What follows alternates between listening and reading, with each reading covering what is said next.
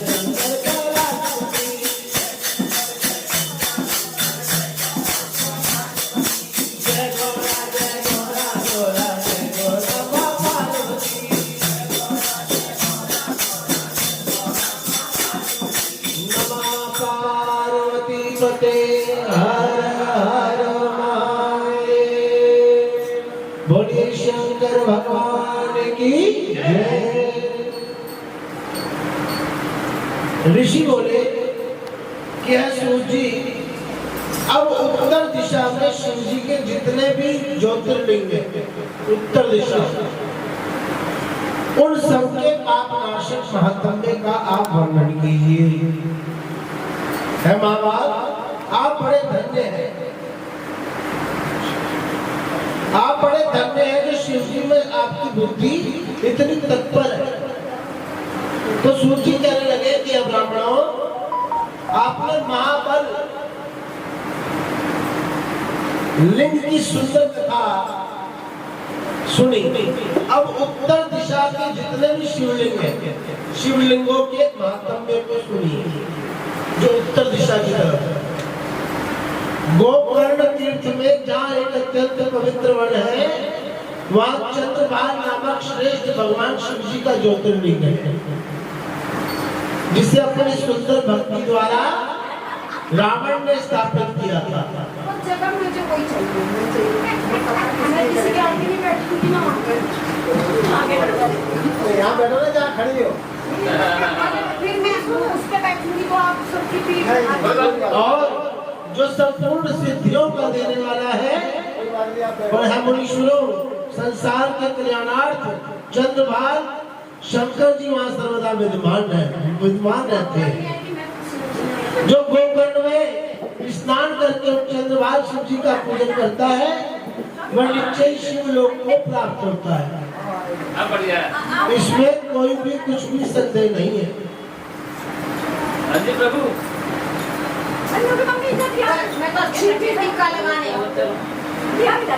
ये चंद्रभाग शिव जी बड़े ही दयालु और अद्भुत महिमा वाले हैं। चंद्रभाग शिव जी बड़े दयालु, बड़े ही निर्मल, सबको अद्भुत महिमा वाले हैं। इनकी महिमा तो बड़ी विशाल है जो मेरे वर्णन की समर्थ से बाहर है, तथापि अपनी अल्प बुद्धि से, छोटी बुद्धि से इनके बारे में आपको संक्षिप्त में बता रहा हूं। फिर मिश्र जी तीर्थ पर मिश्र जी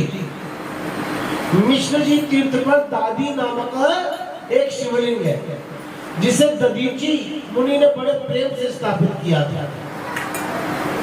जहां जाकर सविधि स्नान करके उनका नाम क्या रखा गया है? दधिकेश्वर, दादिकेश्वर शिवलिंग की पूजा करनी चाहिए। और शिव जी की प्रसन्नता के लिए यहाँ दधीची ऋषि की मूर्ति भी पूजने योग्य बना रखी है। ऐसा करने से मनुष्य कृत्य हो जाता है और इस लोक में सुख भोग कर परलोक में सद्गति को प्राप्त होता है। यो तो नौमशारण्य में सभी ऋषियों द्वारा सुखदायक ऐसे अनेकों ज्योतिर्लिंग स्थापित हैं जिनके दर्शन और पूजन से इस लोक तथा परलोक से भुक्ति तथा मुक्ति दोनों प्राप्त होती है। हत्या अपहरण पर करोड़ों हत्याओं को दूर करने वाले इस शिवलिंग में स्थापित है। और देवप्रयाग ललितेश्वर महाराज और नेपाल नामक प्रसिद्ध पुरी में सर्व कामदायक भगवान पशुपति नामक सिद्ध स्वयंभू ज्योतिर्लिंग है जो अपने शिरोभाग से वहां स्थित है, जिसकी कथा केदारेश्वर के इतिहास में मैं कहूंगा आगे जाके। इसके पाप से ही मुक्तिनाथ नामक शिवलिंग प्रसिद्ध है जिसके दर्शन तथा पूजन से मुक्ति दोनों प्राप्त होती है। मुनीश्वरों, इस प्रकार मैंने चारों दिशाओं के पूर्व, पश्चिम, उत्तर और दक्षिण लिंगों का वर्णन आपसे कर दिया है। अब और क्या सुनना चाहते हैं वह मुझे कहिए। श्री शिव पुराण का चतुर्थ कोटि रुद्र संहिता का ये 11वां अध्याय समाप्त हुआ। जय शंकर शंकर जय शंकर कैलाशपति।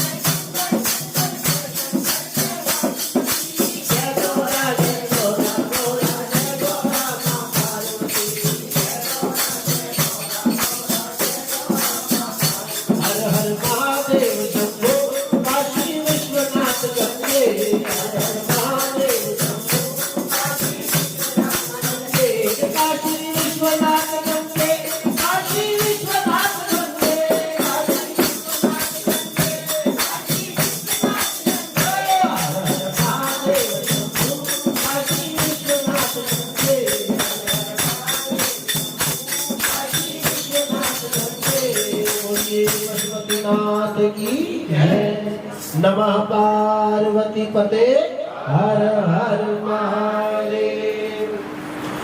ऋषि बोले कि असुर जी, आप व्यास जी के प्रताप से सब कुछ जानते हैं, इस कारण हम आपसे पूछते हैं कि संसार में उन्हीं लिंगों की पूजा होती है जिन्हें आपने कहा है, या फिर और भी लिंग पूजनीय होते हैं? और इसमें बड़ा इसमें वही कारण है या कुछ और भी कारण हो सकता है? तो असुर जी, हम लोगों ने सुना है कि शंकर जी की प्रिया ही लोकों में बाण रूप हुई है। अतः इसका क्या कारण है? जैसा आपने सुना हो वैसा हमें कहिए। तो सूत जी बोले कि ऋषियों है ब्राह्मणों, इस कल्प में कथा को जैसा मैंने व्यास जी से सुना है ना, वैसा ही आज आप लोगों से कहता हूँ। ध्यान लगाकर सुनिएगा। नमः पार्वती पते। एक समय दारुक वन से, जहाँ बहुत से ब्राह्मण ऋषि वास करते थे, उनकी परीक्षा और जगत के कल्याणार्थ नील लोहित शंकर जी अपना विकट रूप धारण करके जहाँ पहुंचे, जिनका दिगंबर रूप अत्यंत तेजस्वी था और जो विभूति भूषण से शोभायमान, कामियों की सी चेष्टा करते हुए और हाथ में ज्योतिर्लिंग धारण किए हुए थे। उन्हें देखकर ऋषि पत्नियां भयभीत और व्याकुल हुई और कोई हाथ पकड़े आलिंगन करने लगी, जिससे उन्हें बड़ी प्रसन्नता हुई। फिर तो इसी समय वहां वह श्रेष्ठ ऋषि भी आ गए, जो पहले से ही परम भगत शिव भगत संविदा लेने मन में गए थे, तथा शिव जी के उस विरुद्ध रूप को देखकर उन्हें दुख हुआ और वह क्रोध से व्याकुल हो गए। शिव जी की माया ने उन्हें दुखित बना दिया।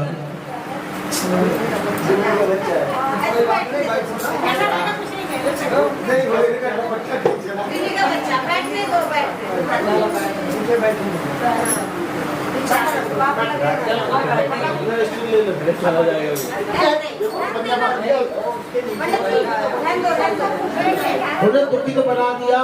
वह परस्पर कहने लगे कि ये कौन है। तब इस प्रकार से उन ऋषियों की ऐसी बात सुनकर भी वह दिगंबर अवधूत कुछ ना बोले। तब ऋषियों ने कहा कि वेद मार्ग का लोप करने वाले, तुम इस विरुद्ध कार्य को क्यों करते हो? तुम्हारे हाथ से यह लिंग भूमि पर गिर पड़ेगा।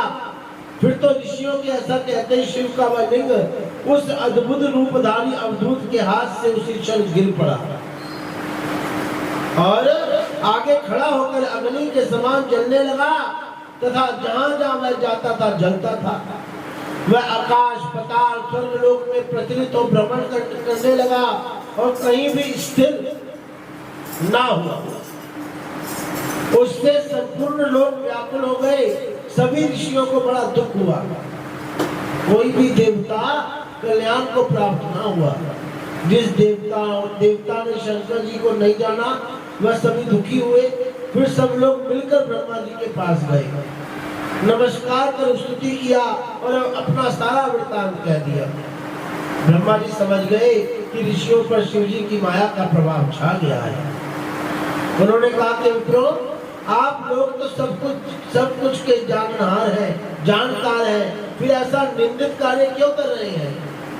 यदि बिना जानने वाले करें तो एक अलग बात होती है, तो शिव से विरोध कर कौन सा सुख पालोगे तुम? वह साक्षात शिव जी हैं। मैं आप लोगों से यथार्थ कहता हूँ, जब तक तीनों लोकों में वह शुभ लिंग कहीं स्थिर नहीं होगा, तब तक शांति नहीं प्राप्त हो सकती। अतएव आप लोग कोई ऐसा उपाय करो जिसमें लोग जो है सारा स्वस्थ हो गए। ये सुनकर ऋषियों ने ब्रह्मा जी से उपाय पूछा। तो ब्रह्मा जी ने कहा, इसके लिए आप लोग सर्वप्रथम देवी पार्वती की उत्तम आराधना कीजिए। बिना शक्ति के शिव अधूरे। फिर शिव जी की, उसके बाद शिव जी की आराधना कीजिए। यदि पार्वती साक्षात योनि रूपा हो जावे तो ज्योतिर्लिंग स्थिर हो जावे। इसकी ये विधि है कि एक घड़े की स्थापना करके उसमें 8 दल करके दुर्वा के अंकुरों से उसमें तीर्थों का जल भरना पड़ेगा। उसके पश्चात वेद मंत्र से उस कलश का सिंचन कर शास्त्रोक्त विधि से शिव का स्मरण कर उनकी पूजा करनी पड़ेगी। और फिर शतरुद्रीय मंत्रों से उस कलश के जल से उस लिंग को स्नान कराना पड़ेगा और उन मंत्रों से मार्जन करके शांति को प्राप्त हो जाओ। फिर योनि रूप गिरजा तथा बाण को स्थापित कर उनका मार्जन करो। फिर सुगंध तथा चंदन से पुष्प धूप दीप और नैवेद्य आदि ने परमेश्वर शिव जी की पूजा कर उन्हें संतुष्ट करना पड़ेगा। फिर अपने प्रणाम तथा स्तुतियों से, बाजों से, गानों से, धूम मचाकर जय जयकार का उच्चारण करते हैं और मंगलाचार करके ये कहते हैं कि हे देव देवेश, संसार को प्रसन्न करने वाले आप प्रसन्न होइए, क्योंकि आप ही संसार को प्रसन्न करने वाले अविनाशी तथा संहर्ता भी हैं। हे महेश्वर, आप ही संसार के आदि और अंतर्यामी हैं, अतः शांत हो और आप संसार का पालन कीजिए। इस विधि के करने से निश्चय ही सारे के सारे उपद्रव जो है वो शांत हो जाएगा और लोगों में स्वस्थता प्राप्त हो जाएगी। उपद्रव शांत हो जाएंगे, लोगों में स्वस्थता प्राप्त हो जाएगी। ऐसा सुनकर वह सभी देवता और ऋषि ब्रह्मा जी को प्रणाम कर सभी लोगों के सुख की इच्छा से शिव जी की शरण में गए। तब उन्हें अपनी शरण में आया हुआ देखकर उनकी भक्ति से पूजित और सत्कार पाए हुए भगवान शिव जी अत्यंत बड़े प्रसन्न हुए और ऋषियों से बोले कि यदि मेरा ज्योतिर्लिंग योनि रूप से धारण किया जाए तो सब प्रकार का सुख प्राप्त होगा और बिना पार्वती के कोई मेरे इस ज्योतिर्लिंग को धारण करने में समर्थ नहीं है। आप लोग इसके लिए पार्वती की प्रार्थना कीजिए। ब्रह्मा जी को साथ लिए देवताओं सहित ऋषियों ने पार्वती माता की प्रार्थना की और पार्वती सहित शिव को प्रसन्न कर उपरोक्त विधि के अनुसार जो पहले विधि बताई श्रेष्ठ ज्योतिर्लिंग की स्थापना की और मंत्रों के अनुसार सारी विधि कर भगवान शिव जी को प्रसन्न किया। जगत माता पार्वती भी संतुष्ट हुई और उन्होंने उस रूप से उस लिंग को धारण किया। तब योनि रूप पार्वती में उस लिंग के स्थापित होने पर बड़ा आनंद हुआ। फिर तो वह ज्योतिर्लिंग तीनों लोकों में प्रसिद्ध हो गया और पार्वती सहित शिव की उस प्रतिमा का हाटकेश्वर नाम प्रसिद्ध हुआ, जिसके पूजन से सभी प्रकार के सुख प्राप्त होते हैं। जय शंकर जय शंकर शंकर जय शंकर कैलाश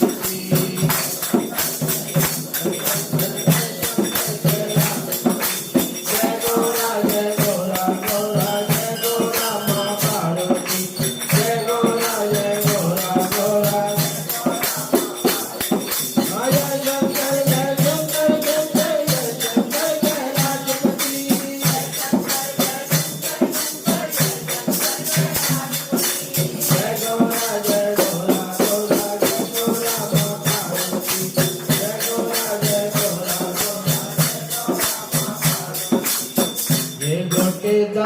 चुनरी आजा ओढ़ के, ये गोटेदार चुनरी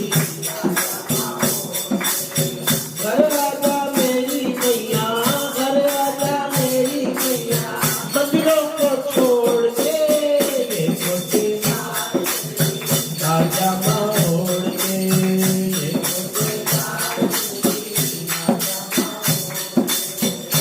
गोटेदार चुनरी आजा जय शंकर शंकर जय शंकर कैलाशपति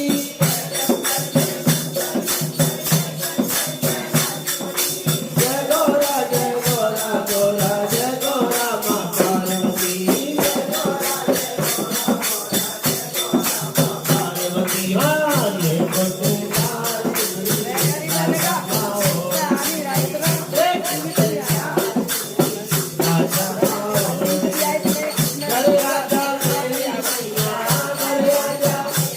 वन से जहाँ बहुत से ब्राह्मण और ऋषि वास करते थे, उनकी परीक्षा और जगत के कल्याणार्थ नील लोहित शंकर जी अपना विकट रूप धारण करके जहाँ पहुंचे, जिनका दिगंबर रूप अत्यंत तेजस्वी था और जो विभूति भूषण से शोभायमान कामियों की सी चेष्टा करते हुए और हाथ में ज्योतिर्लिंग धारण किए हुए थे। उन्हें देखकर ऋषि पत्नियां भयभीत और व्याकुल हुई और कोई हाथ पकड़े आलिंगन करने लगी, जिससे उन्हें बड़ी प्रसन्नता हुई। फिर तो इसी समय वहां वह श्रेष्ठ ऋषि भी आ गए जो पहले से ही परम भगत शिव भगत संविधा लेने मन में गए थे तथा शिव जी के उस विरुद्ध रूप को देखकर उन्हें दुख हुआ और वह क्रोध से व्याकुल हो गए। शिव जी की माया ने उन्हें दुखित बना दिया।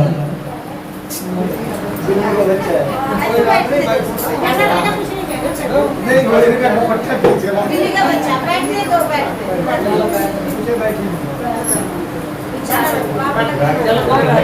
स्टूल ले लो, चला जाएगा वो।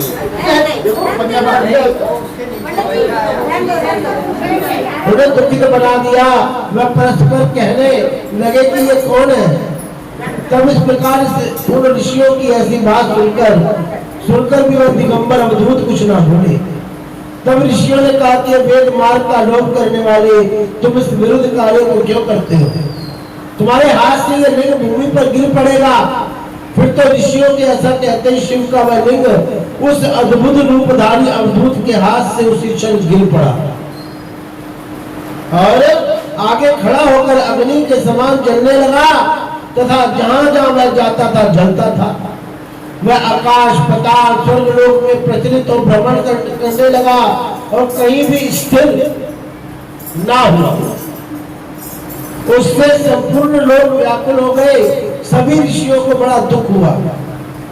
कोई भी देवता कल्याण को प्राप्त ना हुआ। जिस देवता ने शंकर जी को नहीं जाना वह सभी दुखी हुए। फिर सब लोग मिलकर ब्रह्मा जी के पास गए, नमस्कार कर स्तुति किया और अपना सारा वृत्तांत कह दिया। ब्रह्मा जी समझ गए कि ऋषियों पर शिव जी की माया का प्रभाव छा गया है। उन्होंने कहा कि मित्रों, आप लोग तो सब कुछ के जाननहार हैं, जानकार हैं, फिर ऐसा निंदित कार्य क्यों कर रहे हैं? यदि बिना जानने वाले करें तो एक अलग बात होती है, तो शिव से विरोध कर कौन सा सुख पालोगे तुम? मैं साक्षात शिव जी हैं। मैं आप लोगों से यथार्थ कहता हूँ, जब तक तीनों लोगों में वह शुभ लिंग कहीं स्थित नहीं होगा तब तक शांति नहीं प्राप्त हो सकती। अतः आप लोग कोई ऐसा उपाय करो जिसमें लोग जो है सारा स्वस्थ होंगे। ये सुनकर ऋषियों ने ब्रह्मा जी से उपाय पूछा तो ब्रह्मा जी ने कहा, इसके लिए आप लोग सर्वप्रथम देवी पार्वती की उत्तम आराधना कीजिए। बिना शक्ति के शिव अधूरे। फिर शिव जी की, उसके बाद शिव जी की आराधना कीजिए। यदि पार्वती साक्षात योनि रूपा हो जावे तो ज्योतिर्लिंग स्थिर हो जाएगा। इसकी ये विधि है कि एक घड़े की स्थापना करके उसमें 8 दल करके दुर्वा के अंकुरों से उसमें तीर्थों का जल भरना पड़ेगा। उसके पश्चात वेद मंत्र से उस कलश का सिंचन कर शास्त्रोक्त विधि से शिव का स्मरण कर उनकी पूजा करनी पड़ेगी और फिर शतरुद्रीय मंत्रों से उस कलश के जल से उस लिंग को स्नान कराना पड़ेगा और उन मंत्रों से मार्जन करके शांति को प्राप्त हो जाएगा। फिर योनि रूप गिरजा तथा बाण को स्थापित कर उनका मार्जन करो। फिर सुगंध तथा चंदन से पुष्प धूप दीप और नैवेद्य आदि में परमेश्वर शिव जी की पूजा कर उन्हें संतुष्ट करना पड़ेगा। फिर अपने प्रणाम तथा स्तुतियों से, बाजों से, गानों से धूम मचाकर जय जयकार का उच्चारण करते हैं और मंगलाचार करके ये कहते हैं कि हे देव देवेश, संसार को प्रसन्न करने वाले आप प्रसन्न होइए, क्योंकि आप ही संसार को प्रसन्न करने वाले अविनाशी तथा संहर्ता भी हैं। है महेश्वर, आप ही संसार के आदि और अंतर्यामी हैं, अतः शांत हो और आप संसार का पालन कीजिए। इस विधि के करने से निश्चय ही सारे के सारे उपद्रव जो है वो शांत हो जाएगा और लोगों में स्वस्थता प्राप्त हो जाएगी। उपद्रव शांत हो जाएंगे, लोगों में स्वस्थता प्राप्त हो जाएगी। ऐसा सुनकर वह सभी देवता और ऋषि ब्रह्मा जी को प्रणाम कर सभी लोगों के सुख की इच्छा से शिव जी की शरण में गए। तब उन्हें अपनी शरण में आया हुआ देखकर उनकी भक्ति से पूजित और सत्कार पाए हुए भगवान शिव जी अत्यंत बड़े प्रसन्न हुए और ऋषियों से बोले कि यदि मेरा ज्योतिर्लिंग योनि रूप से धारण किया जाए तो सब प्रकार का सुख प्राप्त होगा और बिना पार्वती के कोई मेरे इस ज्योतिर्लिंग को धारण करने में समर्थ नहीं है। आप लोग इसके लिए पार्वती की प्रार्थना कीजिए। ब्रह्मा जी को साथ लिए देवताओं सहित ऋषियों ने पार्वती माता की प्रार्थना की और पार्वती सहित शिव को प्रसन्न कर उपरोक्त विधि के अनुसार जो पहले विधि बताई श्रेष्ठ ज्योतिर्लिंग की स्थापना की और मंत्रों के अनुसार सारी विधि कर भगवान शिव जी को प्रसन्न किया। जगत माता पार्वती भी संतुष्ट हुई और उन्होंने उस रूप से उस लिंग को धारण किया। तब योनि रूप पार्वती में उस लिंग के स्थापित होने पर बड़ा आनंद हुआ। फिर तो वह ज्योतिर्लिंग तीनों लोकों में प्रसिद्ध हो गया और पार्वती सहित शिव की उस प्रतिमा का हाटकेश्वर नाम प्रसिद्ध हुआ, जिसके पूजन से सभी प्रकार के सुख प्राप्त होते हैं। जय शंकर जय शंकर शंकर जय शंकर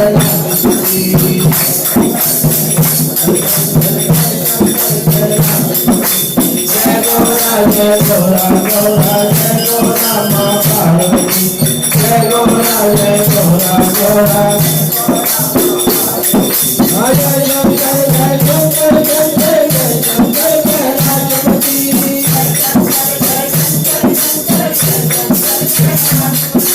जय गौरा जय गौरा गौरा जय गौरा माँ पार्वती जय गौरा जय गौरा गौरा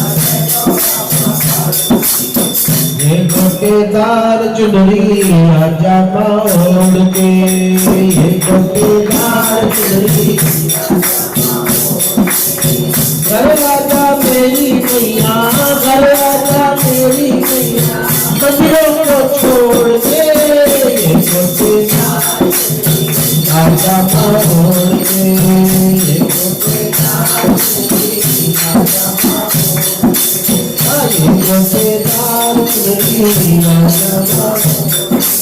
जय शंकर जय शंकर शंकर जय शंकर जय राजपति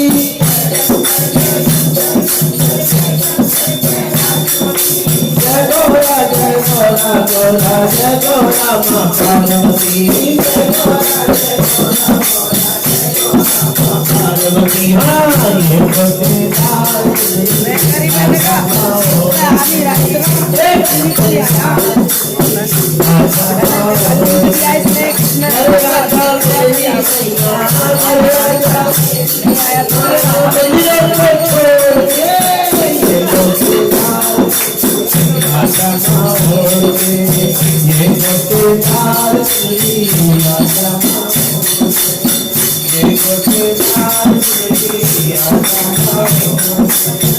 राम जी आए भैया लक्ष्मण जी आए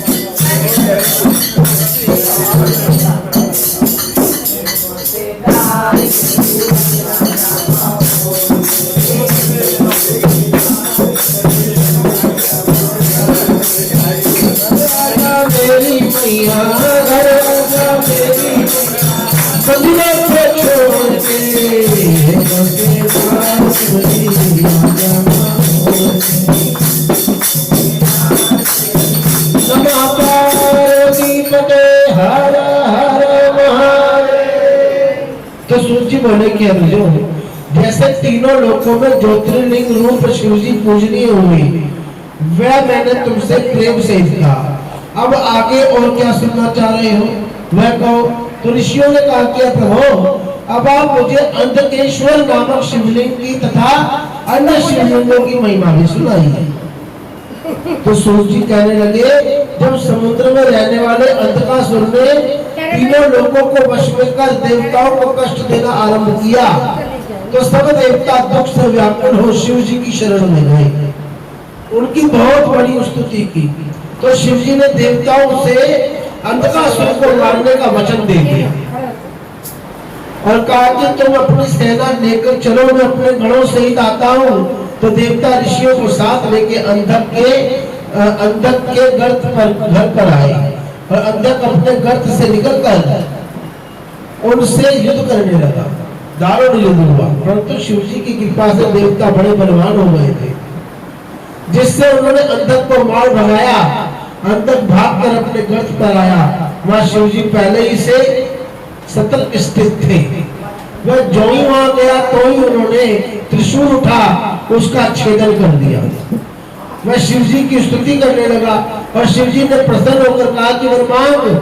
तो दैत्य ने सत्य भाव धारण कर शिव जी की स्तुति करी, उनकी स्थिरता मांगी। तो शिव जी ने उसे उठा, उसी गर्त में छोड़ दिया और स्वयं लोक उपकार के लिए वहां खुद स्थित हो गए और 6 महीने तक इस अंधकेश नामक ज्योतिर्लिंग को पूजता है। निस्संदेह उसका मनोरथ पूर्ण हो जाता है। यदि वह ब्राह्मण हो तो वृत्ति सहित पुजारी कहलाता है और पूजा करते हुए वह देवलोक को भी प्राप्त हो जाता है। उसे पूजा का अधिकार नहीं होता है। इतना कथा सुनकर ऋषियों ने पूछा कि महामंत देव चक्र किसे कहते हैं, जो देव चक्र को प्राप्त हो जाता है और इसका क्या कार्य है? लोक कल्याण की दृष्टि से इस तथ्य को मुझे समझाइएगा। तो सूर्य जी कहने लगे, दधीची नामक एक बड़ा ही शिव भगत ब्राह्मण था, जिसके एक पुत्र और एक पुत्र वधू थी, परंतु पुत्र वधू दुष्ट थी, दुष्ट कुल की थी। उसका नाम था दुकुला था।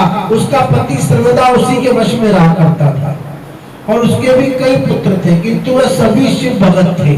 वो सारे के सारे पुत्र शिव भगत थे। एक समय जब जाति के संजोग से दधीची को दूसरे गांवों में जाकर रहना पड़ा, तो उस गांव वालों ने भी उन्हें वहां न रहने दिया और विशेषकर उस पुत्र और पुत्र वधू को अन्यत्र जाने पर बाध्य किया। वह दोनों दूसरे गांव की ओर चले गए। तो दधीची के उस पुत्र का नाम सुदर्शन था और वह सदैव शिव जी की पूजा किया करता था। एक समय जब शिवरात्रि का दिन आया तो सबने शिव जी का व्रत रख रखा था और सुदर्शन शिव जी की पूजा कर घर आया। घर में आकर शिवरात्रि में उसने अपने स्त्री के साथ संभोग किया और प्रातः बिना स्नान किए ही जाकर फिर शिव जी की पूजा करने लग गया। इससे शिव जी ने असंतुष्ट होकर उसे जड़ हो जाने का शाप दे दिया कि तू जड़ हो जा, जड़। हाँ, और कहा कि अब तू मेरे स्पर्श का अधिकारी नहीं है, इससे दूर से दर्शन किया कर। और तब दधीची पुत्र सुदर्शन को शिव जी ने ऐसा शाप दे दिया तो शिव जी की माया से मोहित व शीघ्र ही जड़ हो गया। और इतने में शिव श्रेष्ठ दधीची ग्रामांतर से वहां आ गए और पुत्र के प्रति शंकर का शाप सुनकर बड़े दुख से रोने लगे और पुत्र को बार बार कुपुत्र आदि कहकर ताड़ने लगे, डांटने लगे कि तूने मेरे उत्तम कुल को नष्ट कर दिया।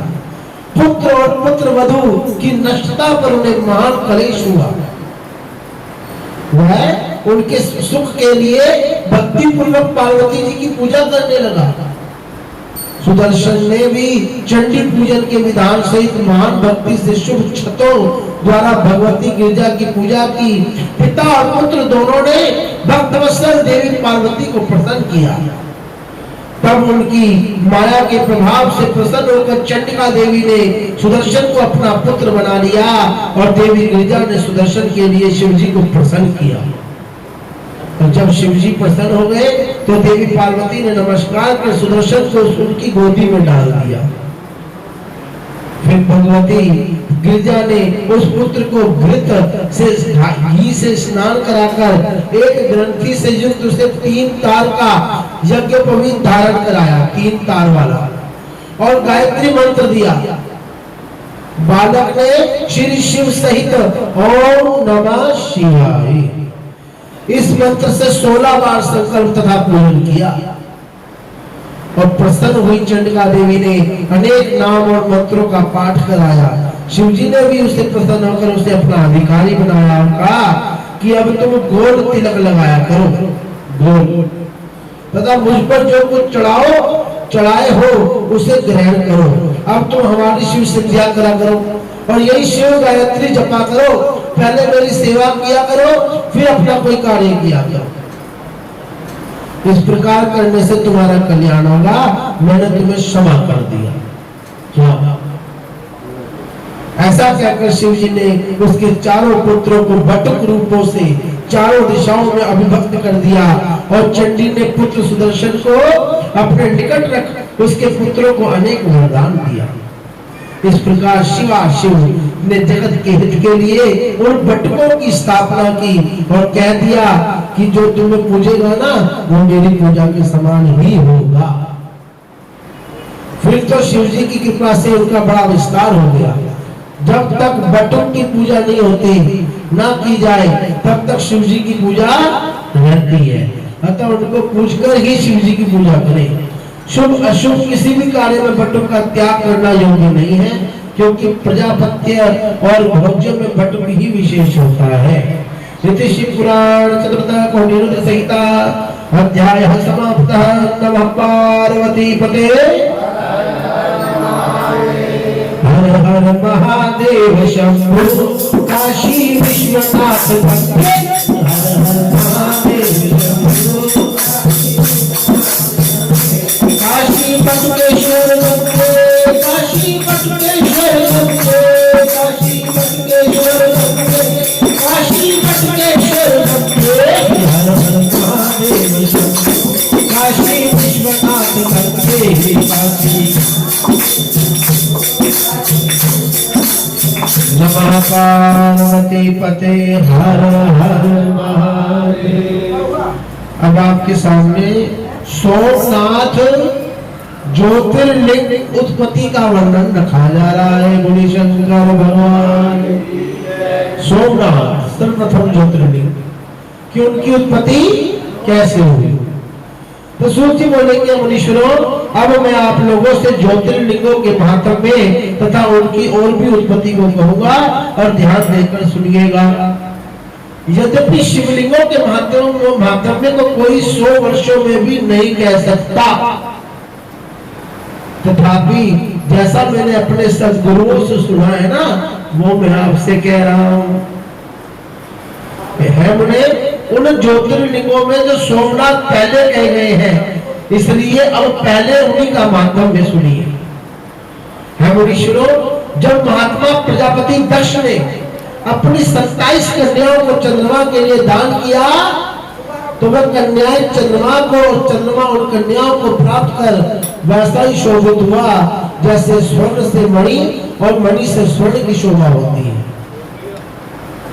पश्चात उन 27 पत्नियों में जो चंद्रमा को रोहिणी नाम की पत्नी जितनी प्रिय हुई, उतनी अन्य कोई भी प्रिय नहीं हुई। तब रोहिणी को छोड़कर अन्य कन्याएं दुख पाकर अपने पिता दक्ष की शरण में वापस आ गई और जाकर जो दुख था पिता से कह सुनाया। उसे सुनकर दक्ष को बड़ा दुख हुआ और वह चंद्रमा के पास जाकर बोले कि हे करणी दे, तुम विमल कुल में उत्पन्न हुए हो और अपने अशुद्धों में नियुंधित व्यवहार कर रहे हो, फिर भी अब तक जो हुआ उसे भूल जाओ और आगे से ऐसा मत करना, क्योंकि ऐसा करने से तुम नरकगामी हो जाओगे। तो इस प्रकार अपने जमाई को समझाकर दक्ष जी घर लौट आए, परंतु शिव माया से विमोहित चंद्रमा ने उनकी बातों पर कुछ भी ध्यान नहीं दिया और बलवान भाभी के वश रोहिणी में आसक्त रहकर अन्य किसी का भी आदर न किया। तब कन्याओं के तिरस्कार का समाचार सुनकर दक्ष जी फिर दुखित भाव से चंद्रमा को नीति में उपदेश देने और प्रार्थना करने आए, परंतु उसका विचार उत्तम न पाकर उन्होंने उसे शयी होने का शाप दे दिया। शयी होने का चंद्रमा की शीलता से हाहाकार मच गया। देवताओं और ऋषियों में व्याकुलता छा गई। इंद्र आदि देवता, वशिष्ठ आदि मुनि ब्रह्मा की शरण में गए, सारा वृत्तांत कहकर सुनाया और ब्रह्मा जी विस्मित हो गए। फिर शिव जी की माया की प्रशंसा करते हुए चंद्रमा को दोषी बनाने लगे, क्योंकि चंद्रमा ने और भी कई प्रकार के ऐसे अपराध किए थे। अब चंद्रमा यदि देवताओं को साथ ले प्रभात क्षेत्र में जाकर महामृत्युंजय के विधान से शिव जी की आराधना करेगा ना तो क्षय से रहित हो सकता है, अन्य कोई दूसरा उपाय नहीं। तब देवता और ऋषि ब्रह्मा जी की ये वाणी सुनकर वहां से बोलकर उस स्थान पर आए जहां चंद्रमा और दक्ष थे। तब देवता दक्ष को आश्वासन देकर चंद्रमा को साथ में प्रभात क्षेत्र से में जाकर शिव अर्चन करने लगे। सरस्वती आदि श्रेष्ठ तीर्थों का आवाहन कर पार्थिव विधान और मृत्युंजय विधान से शिव जी की पूजा आरंभ की। इस प्रकार वह चंद्रमा को शिव अर्चन में लगा देखा लगा देवता और ऋषिगण अपने स्थान को चले गए। तो चंद्रमा ने वहां रहकर निरंतर 6 महीने तक जप किया मृत्युंजय का, 6 महीने तक। और मृत्युंजय मंत्र से वृषभ ध्वज शंकर की पूजा भी की और मंत्रों की 10 करोड़ आवृत्ति की। तब मृत्युंजय के ध्यान से चंद्रमा के मन को निश्चल समझ भगवान शंकर बड़े प्रसन्न हुए और भक्तों पर कृपा करने वाले शंभु प्रकट होकर अपने उस भगत के पास आकर बोले कि हे शशिन है चंद्रमा, तेरा कल्याण हो। तुमने अपने मन में जो चंद्रमा ने अपना मनो अभिलाषित शयनाशक वर मांगा, तो शिव जी ने वो वस्तु कहकर चंद्रमा को एक पक्ष में प्रतिदिन बढ़ने का वर दे दिया। कृष्ण पक्ष के अंदर चंद्रमा और शुक्ल पक्ष में बढ़ जाता है। तो ये सुन देवता और ऋषि प्रसन्न होकर शीघ्र ही वहां आए और चंद्रमा को आशीर्वाद देकर हाथ जोड़कर प्रणाम करके शिव जी से आदर पूर्वक बोले कि देवादि देव महादेव, आपके लिए मैं नमस्कार करता हूँ। है स्वामी, है शंभो, अब आप पार्वती से यहाँ पर स्थित हो जाइए। तो शिव जी कहते हैं कि ये सुनकर चंद्रमा ने सद्भक्ति से शंकर की स्तुति की। फिर तो वह निराकार प्रभु तत्क्षण वहां साकार हो गए। देवताओं पर प्रसन्न हो क्षेत्र की महिमा बढ़ गई। बढ़ाने के लिए चंद्रमा यश के लिए उसी नाम से वहां विख्यात हो गए। उनका नाम सोमेश्वर पड़ा। सोमवार भी कहते हैं ना, तो चंद्रमा के नाम से ही तो चंद्रवार सोमवार को लिखा जाता है। जो उनकी पूजा करता है, सोमवासरे भी कहते हैं, सोमवासने कह लो, चंद्रवासने भी कह लो, उसके क्षय और कुष्ठ आदि रोग शांत हो जाते हैं जो सोमेश्वर महाराज जी के दर्शन करके आता है। और देवताओं ने उनके ही नाम से वहां एक कुंड भी बना रखा है, उसकी स्थापना भी की है, जिसे शिव जी तथा ब्रह्मा जी ने स्वीकार किया। वह पाप नाशक चंद्रकुंड पृथ्वी पर अब तक प्रसिद्ध है और ये सोमनाथ का मंदिर गुजरात में स्थित है। जो मनुष्य उसमें स्नान करता है वह सब पापों से छूट जाता है। यदि कोई निरंतर 6 महीने तक इस कुंड में स्नान करेगा तो उसके क्षय आदि टीबी आदि तक के रोग भी नष्ट हो जाते हैं। तथा जो इस सोमनाथ लिंग के दर्शन करता है वह सब पापों से मुक्त होकर मनोअभिलाषित फल पाता है और मरने पर स्वर्ग को जाता है। इसमें कुछ भी संदेह नहीं है। तो इसके इस फल को देखकर सब देवता और ऋषि आनंद शिव जी को नमस्कार कर क्षय रहित चंद्रमा को साथ लेकर चले और चंद्रमा अपने पुरातन कार्य करने लगा। है मुनियों, इस प्रकार मैंने आपको सोमेश्वर ज्योतिर्लिंग की उत्पत्ति की कथा सुनाई। जो मनुष्य इसकी उत्पत्ति को सुनता है ना, उसकी सब कामनाएं पूर्ण होती है तथा वह सब पापों से मुक्त हो जाता है। जय शंकर जय शंकर शंकर जय शंकर कैलाशपति।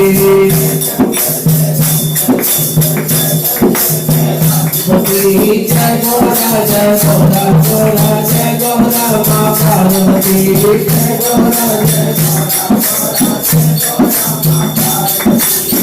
शंकर जय शंकर शंकर जय शंकर कैलाशपति।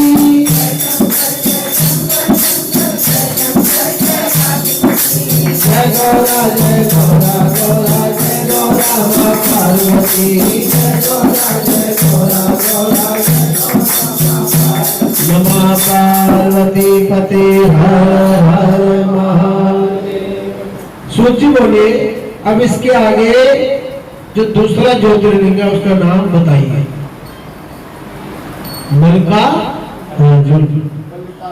मल्लिका अर्जुन की उत्पत्ति सुनी, जिसे सुनकर भक्तिमान पुरुष संपूर्ण पापों से मुक्त हो जाता है। जब पार्वती पुत्र कुमार, जिनकी कथा पहले कह चुका हूं, पृथ्वी की परिक्रमा कर फिर कैलाश पर आ गए तो नारद जी ने गणेश जी के विवाह आदि का सब वृत्तांत कहे उनको अपनी बुद्धि से भ्रमित कर दिया था। तो उसे सुनकर स्वामी कार्तिकेय माता पिता शिव पार्वती के मना करने पर भी वहां ना मान ये बात ना माने और उनको प्रणाम करके क्रौंच पर्वत पर चले गए, जिससे उनकी माता को बड़ा दुख हुआ। तब शिव जी ने अनेक प्रकार से पार्वती को समझाया और कहा कि तुम दुख ना करो, तुम्हारा पुत्र अवश्य आएगा। परंतु पार्वती जी के उनके कहने पर भी वह ना मानी और अत्यंत दुखित हुई। तब शंकर जी ने देव ऋषियों को बुलाकर कुमार के पास भेजा। उन्होंने जाकर कुमार की बड़ी प्रार्थना की और धन लौटने को कहा, क्योंकि माँ पुत्र के बिना नहीं रह सकती, माता को माता नहीं हो सकती। परंतु कुमार ने इस बात को फिर भी ना माना। वह सब लौट कर शिव जी के पास आए, सब समाचार कहे अपने लोक को चले गए। तब कुमार के ना आने पर देवी पार्वती पुत्र के विरह में बड़ी व्याकुल हो गई और शिव जी भी बड़े दुखित हुए। पश्चात दीन के समान लोकाचार करते हुए वह दोनों शिव और पार्वती स्नेह सहित वहां गए जहां कुमार स्थित थे। उधर जब कुमार ने ये सुना कि मेरे माता पिता यहाँ आ रहे हैं तो वह क्रौंच पर्वत को छोड़कर 3 योजन दूर चले गए। उस स्थान में अपने पुत्र के ना मिलने पर तथा पुत्र स्नेह से व्याकुल होकर उन्होंने वहां अपनी ज्योति स्थापित कर दी तथा वहां से अपने पुत्र को देखने के लिए अन्य पर्वतों पर जाने लगे। परंतु अमावस्या के दिन शिव जी और पूर्णिमा के दिन पार्वती वहां नीचे ही जाती रहती है और उसी दिन से मल्लिकार्जुन में शिवजा का वह ज्योतिर्लिंग प्रसिद्ध हुआ, जो अपने दिव्य दर्शन से लोगों के पापों का नाश करता है। इनके दर्शन से मनुष्य के दुख दूर होते हैं, आवागमन से मुक्ति मिलती है तथा धन धान्य की वृद्धि के साथ प्रतिष्ठा बढ़ती है, आरोग्य और मनोरथ को प्राप्ति होती है। इसमें कुछ भी संदेह नहीं है। ये मल्लिकार्जुन नाम का दूसरा ज्योतिर्लिंग तुमसे कहा, जो दर्शनों से सुखदायक और सब लोगों का हितकारी है। जय शंकर शंकर जय शंकर कैलाशपति।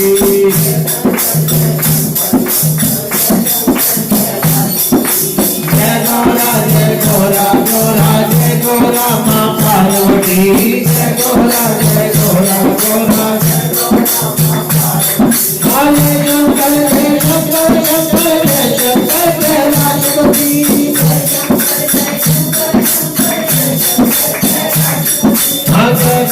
जय गौरा गौरा जय गौरा माँ पार्वती।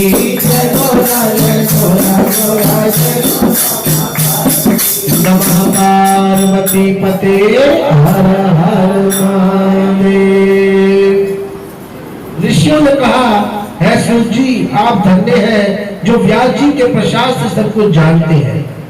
है भगवान, अब आपने जो ये दूसरे ज्योतिर्लिंग की कथा सुनाई है ना, उसे सुनकर हम बड़े तृप्त नहीं हुए। अतः अब आप हमारे को तीसरे ज्योतिर्लिंग की कथा सुनाने का कष्ट कीजिए। तीसरा ज्योतिर्लिंग महाकालेश्वर महाराज की जय। उज्जैनवासी महाकालेश्वर महादेव की जय। सूर्य जी कहने लगे कि हे विप्रो, अवश्य में धन्य और कृतकृत्य भी हूँ जो इस प्रकार के सत्संगति को प्राप्त हुआ, क्योंकि सज्जनों की संगति धन्य होती है। इसलिए आप अपने को बड़ा भारी मानकर उस पाप नाशक कथा को कहता हूँ, आप लोग आदर सहित सुनिएगा। अवंती नामक एक शिवजी की प्रिय नगरी है, जो कि बड़ी पवित्र और संसार को पवित्र करने वाली तथा मुक्ति देने वाली है। उसमें एक बड़ा ही शुभ कर्म करने वाला वेद पाठी श्रेष्ठ ब्राह्मण निवास करता था। उसके 4 पुत्र थे जो नित्य शिव की पूजा में तत्पर तथा माता पिता के परम भक्त थे। उनमें पहले पुत्र का नाम था देवप्रिय, दूसरे का नाम था मेधाप्रिय, तीसरे का नाम था सुकृत और चौथे का नाम था धर्मवाही। जिनके पुण्य प्रताप से वह नगरी ब्रह्म तेजो में हो गई उसी समय वहां एक और उत्तम चरित्र हुआ है, जिसे ध्यान से सुनो। रतनमाला नामक पर्वत पर निरंतर धर्म का नाशक महाबली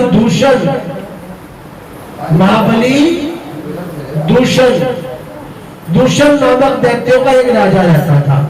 उसे ब्रह्मा जी का वर प्राप्त था, जिसके प्रताप से वह अपने आगे संसार को तुच्छ समझता था। वो दूषण तुच्छ।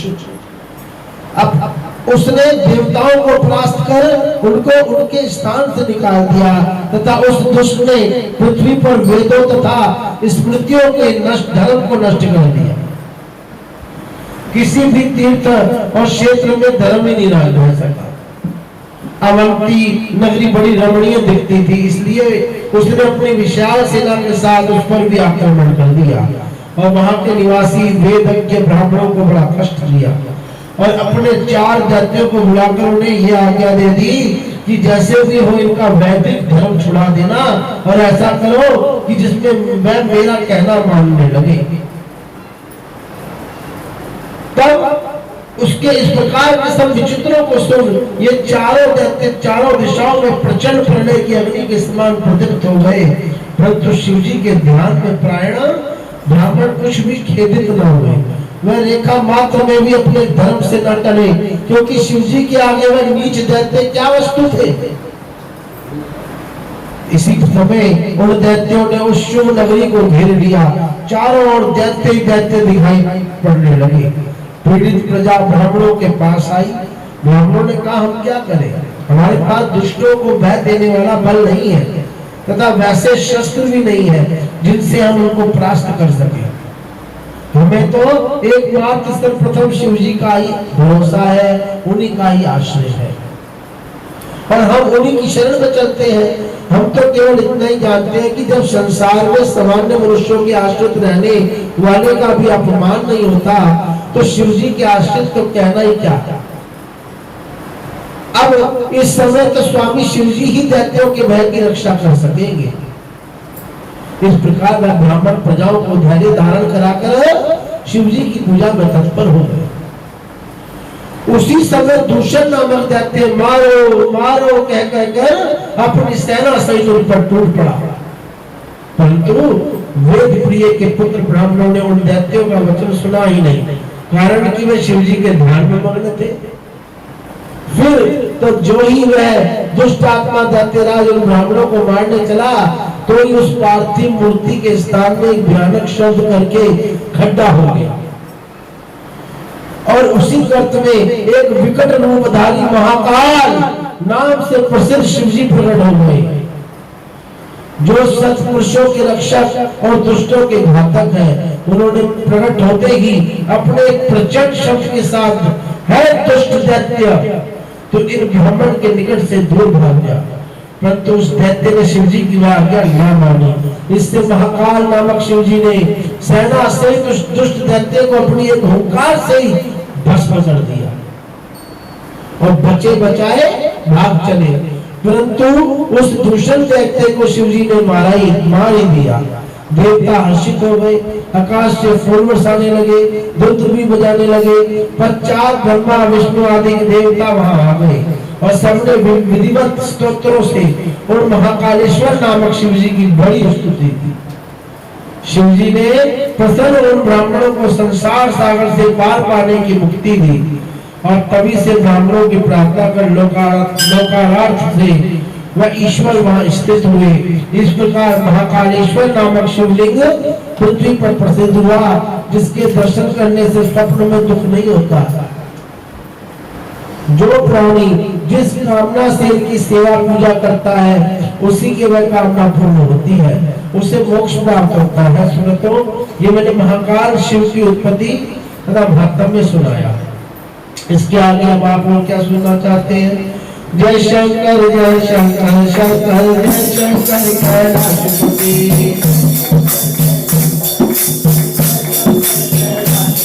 जय गौरा जय गौरा गौरा जय गौरा मां पार्वती। जय गौरा जय गौरा गौरा जय गौरा मां पार्वती। जय शंकर जय शंकर शंकर जय शंकर कैलाशपति।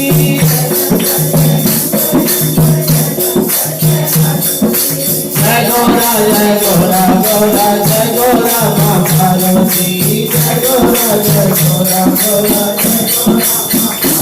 गौरा पार्वती पते हर हर महादेव। श्री महाकालेश्वर जी की जो आपको कथा सुनाई है इसी का दूसरा अंश भी है। अभी महाकालेश्वर की कथा समाप्त नहीं हुई है। ऋषियों ने कहा कि महामते भक्तों की रक्षा करने वाले इस महाकाल नामक ज्योतिर्लिंग की महिमा को हमें फिर दोबारा से सुनाइए। तो सूर्य जी बोले कि वो भक्तों के रक्षक महाकाल ज्योतिर्लिंग के भक्ति वर्धक महात्म्य को आदर पूर्वक सुनिए। उज्जैनी नगरी में एक अत्यंत चंद्रसेन नामक राजा रहता था, जो सभी शास्त्रों के अर्थ और तत्वों को जानने वाला इंद्रजीत तथा शिव जी का बहुत बड़ा भक्त था, जिसकी लोक नमस्कृत महेश्वरी के मणिभद्रा नामक एक गण से मित्रता हो गई। एक समय उस मणिभद्र ने प्रसन्न होकर राजा चंद्रसेन को बड़ी सुंदर चिंतामणि प्रदान कर दी, जो कौस्तुभ मणि के समान कांतिमान और सूर्य के समान प्रकाशित थी तथा जो ध्यान करने, देखने और सुनने में भी निश्चय कल्याण देती थी। शिव भगत चंद्रसेन उसे अपने कंठ में धारण करने लगा, जिससे वह इतना शोभायमान हो गया कि जैसे देवताओं में सूर्य अत्यंत शोभित होता है। तब राजा चंद्रसेन की इस शोभा को सुनकर अन्य राजाओं को तृष्णा हो गई, घृणा हो गई और उस मणि पर उनका मन लुभा गया। वह चंद्रसेन से उस मणि को मांगने लगे, परंतु उस मणि को महाकाल के दृढ़ भगत राजा चंद्रसेन ने उन राजाओं को नहीं दिया। इससे अपना तिरस्कार समझकर उन सब राजाओं ने चंद्रसेन को युद्ध में जीतकर उस मणि को लेना चाहा और उसी अभिप्राय से उन्होंने अपनी सेना एकत्रित करके उज्जैनी नगरी के चारों द्वारों को घेर लिया। तब उन राजाओं से उज्जैनी को घिरा देख राजा चंद्रसेन उन्हीं महाकालेश्वर की शरण में गया और दिन रात उनकी पूजा करने लगा। फिर तो महाकालेश्वर ने प्रसन्न होकर उसकी रक्षा का उपाय किया और संजोगवश जो ही एक गोपी अपनी गोद में एक बालक को लिए हुए नगरी में भ्रमण कर रही थी, घूम रही थी, तो महाकाल के समीप पहुंची तो वो विधवा हो गई। परंतु कुछ देर तक वहां ठहरकर राजा के उस शिव पूजन विधान को भली भांति देखा और पुनः अपने घर आई।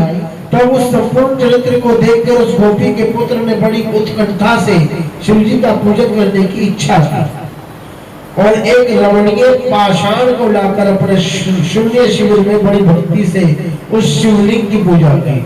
धूपम दीपम वस्त्रम अक्षरम गंधम आभूषणम अर्घ्यम च धूपम दीपम मनोरथम च नमस्कारम कृतम च पदार्थम आदि इतने जो है विधिवत चढ़ाई। कितने ही मनोरम पत्र पुष्पों की माला चढ़ाई, पूजा की तथा नृत्य करके पुनः बारंबार उनको नमस्कार किया। जब इस प्रकार वह बालक शिव जी की पूजा में लगा ही रहा और समय होने पर भी भोजन के लिए न आया तो उसकी माता व गोपी उसे बुलाने आई, परंतु उसके बार बार बुलाने पर भी वह शिव पूजा में अनुरक्त बालक न बोला। तो शिव जी के आगे नेत्र मूंद कर बैठा ही रहा। तो उसने उसे हाथ पकड़कर खींचा और ताड़न भी किया, किंतु जब इस पर भी वह कुछ ना उठा और भोजन को ना गया तो गोपी ने शिवलिंग को दूर फेंक कर उसकी पूजा को नष्ट कर दिया। माता द्वारा पूजा को नष्ट होता देख वह बालक देव देव है देव ऐसा कहता हुआ पृथ्वी पर गिर पड़ा और सहसा चेतना को प्राप्त कर शोकाकुल नेत्र खोल दिया। फिर तो उस पर उस महाकाल नामक शिव जी की बड़ी कृपा हुई। होते देर ना लगी और उसी क्षण वह स्थान शिव जी का सुंदर शिविर बन गया और उस बालक ने देखा कि शिव जी की कृपा से वहां स्वर्ण में बड़े बड़े द्वार, बड़े बड़े सुंदर कपाट, सुंदर बंधनवार लग गए। वहां बड़ी सुंदर स्वच्छ नीलमणि की वेदियां शोभायमान हो गई, जिन पर अनेक अद्भुत तप्त स्वर्णों के कलश स्थापित हो गए तथा प्रकाशमान मणियों के स्तंभों में स्फटिक मणि जटित व भूमि तक तल शोभित हो गया। और गोपी पुत्र जिस पाषाण की पूजा कर रहा था ना, वो उसके पूजनों सहित सबके पास आकर शिव जी के दर्शन जटित ज्योतिर्लिंग के रूप में उस मंदिर के मध्य में अनुभूत हो गया। फिर तो इस चरित्र को देखकर उस बालक का मन एक साथ ही विस्मित हो उठा। वह क्षण भर के लिए परमानंद सागर में मग्न हो गया। पश्चात उसने शिव जी की बहुत बड़ी स्तुति की। बारंबार उन्हें प्रणाम करके सूर्यास्त हुआ देखकर उस शिवालय से उठकर घर गया। वहां क्या देखता है कि उसका स्थान इंद्र भवन के समान सोने का स्वर्ण में बड़ा अद्भुत शोभायमान बन गया, जिसमें उसकी माता दिव्य आभूषणों से दीप्यमान साक्षात देव वधु के समान स्थित होकर सो रही थी। जब उस बालक ने घर में पहुंचकर सुख से पूर्ण हो शिव के दया की पात्र वाली जो अपनी माता को शीघ्रता से उठाया, तो वह उठकर अद्भुत चरित्र को देख बड़ी ही आनंद मग्न हो गई तथा अपने पुत्र का आलिंगन करती हुई उसके मुख से गिरिजापति शिव की प्रसन्नता को सुनकर प्रार्थना करने लगी। उसने कहा, जो रात दिन शिव का स्मरण करता है वह ऐसा ही सुखी होता है। पश्चात उस राजा ने भी अपना नियम समाप्त किया और रात्रि में वहां आकर गोपी पुत्र के शिव के प्रसन्नकारक प्रभाव को देखा और उसके आनंद की सीमा न रही। राजा चंद्रसेन प्रेम अश्रु बरसाता और शिव नाम उच्चारण करता बड़े प्रेम से उस बालक का आलिंगन करने लगा। उस समय अद्भुत दृश्य उपस्थित हो गया। सब लोग हर्ष से शिव कीर्तन करने लगे और इस अद्भुत चरित्र युक्त शिव महात्म्य के देखने से नगर निवासियों की रात्रि क्षण भर के समान व्यतीत हो गई। इधर प्रातः काल जब राजा उस नगर को घेर कर राजा चंद्रसेन से युद्ध करने के लिए उपस्थित हुए, तो इस समाचार को सुनकर उन्हें बड़ा आश्चर्य हुआ। उन्होंने कहा कि राजा चंद्रसेन तो शिव का बहुत बड़ा भक्त है और ये उज्जैनी नगरी का महाकाल नगरी है, जिससे इसको जीतना असंभव है। भला जिसके नगर में ऐसे शिव भगत बालक है, तो राजा चंद्रसेन का क्या कहना, जो महेश्वर एकमात्र सेवक है। यदि हम लोग इसके साथ विरोध करेंगे ना, तो शिव जी अवश्य ही हमारा विनाश कर देंगे। अतएव इसके साथ तो मित्रता करने योग्य है। तो ऐसा करने से शिव जी हम पर बड़ी कृपा करेंगे। ऐसा निश्चय कर उन सब राजाओं ने युद्ध का विचार त्याग दिया और महाकालेश्वर की नगरी में प्रवेश किया तथा राजा चंद्रसेन ने मित्रता कर महाकालेश्वर की शिव की पूजा की। और इसके पश्चात उन सब राजाओं ने राजा चंद्रसेन के भाग्य की प्रशंसा की और उस दिव्य गोपी के घर गए जिसका पुत्र बड़ा ही शिव भक्त था। वहां भी राजा चंद्रसेन से तुम सबने शिव जी की पूजा की और गोपी तथा उसके पुत्र ने सबका स्वागत किया।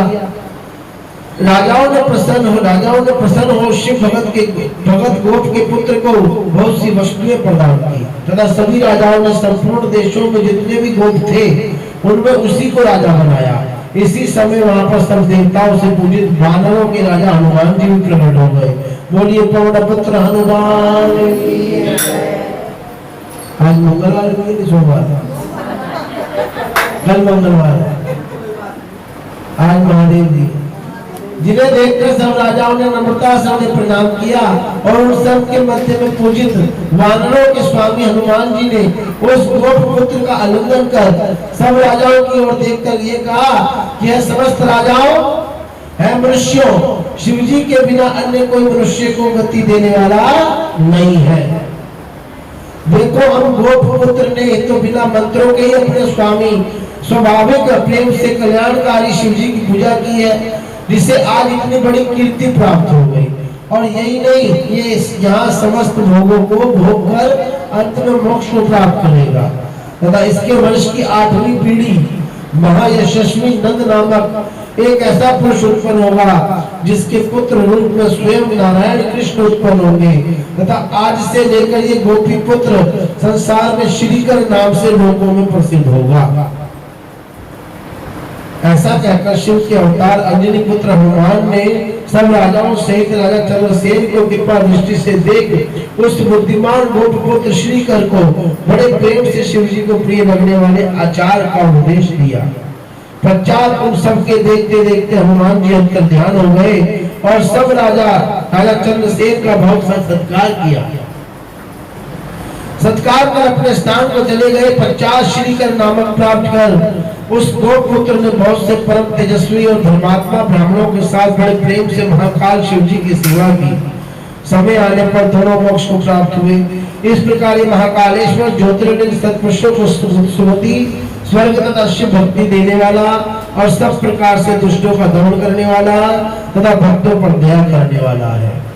कि हर हर महादेव शंभु काशी महाकालेश्वर वंदे, हर हर महादेव शंभु काशी विश्वनाथ वंदे, काशी विश्वनाथ वंदे, काशी विश्वनाथ वंदे, काशी हर हर महादेव शंभु काशी विश्वनाथ वंदे, हर हर महादेव। नमः पार्वती पते हर हर महादेव। चौथा ज्योतिर्लिंग ओंकारेश्वर महादेव की जय। ऋषियों ने कहा कि महाभाग शिव जी, आपने जो महाकाल नामक शिव के तीसरे ज्योतिर्लिंग की कथा सुनाई, अब इसके लिए हम आपके बड़े कृतज्ञ हैं। अब आप कृपा करके हमें समस्त पापों के नाशक ओंकार शिव के चौथे ज्योतिर्लिंग की कथा सुनाने का कष्ट कीजिए और कृपा भी कीजिए। नमः पार्वती पते। तो सूर्य बोलेंगे ब्राह्मणों, किसी समय परम बुद्धिमान नारद जी ने गोकर्ण तीर्थ में जाकर वह उन गोकर्ण नामक शिव की बड़ी पूजा की और पुनः विंध्याचल पर्वत पर जाकर वहां भी उन्होंने बड़े मान पूर्वक शिव जी का पूजन किया। तब विंध्य पर्वत को यह अहंकार हो गया कि मुझ में सब कुछ है और किसी प्रकार की न्यूनता नहीं है। इससे वह अहंकार नाशक नारद जी के समक्ष जाकर खड़ा हो गया और मनुष्य रूप में अपनी अहंता प्रकट की। ओंकारेश्वर ज्योतिर्लिंग का दर्शन कौन कौन करके आया? बोलिए शंकर भगवान। कौन कौन सी नदी है वहां पर? नर्मदेश्वर महादेव की जय। तब उसके ऐसे भाव को देखकर नारद जी ने कहा कि हाँ, तुम अवश्य ही सर्वगुण आधार हो, परंतु सुमेरु पर्वत उससे सबसे ऊंचा है तथा उसका देवताओं में विभाग है।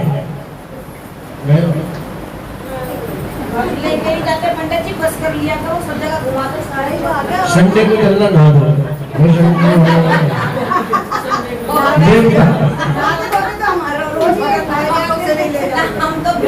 देवताओं में विभाग है और वहां तुम्हारी कोई गिनती नहीं। वह कहकर नारद जी तो वहां से चले गए। जब संडे आएगा तो मैं कहूंगा रविवार को चलना, रविवार आएगा तो कहूंगा एतवार को चलना। परंतु विंध्याचल अपने मन में ऐसा दुखी हुआ कि मेरा जीवन आदि धिक्कार है, इसलिए मैं विश्वेश्वर शिव की आराधना का तप करूंगा। ऐसा अपने मन में विचार कर वह शंकर की शरणागत हो गए।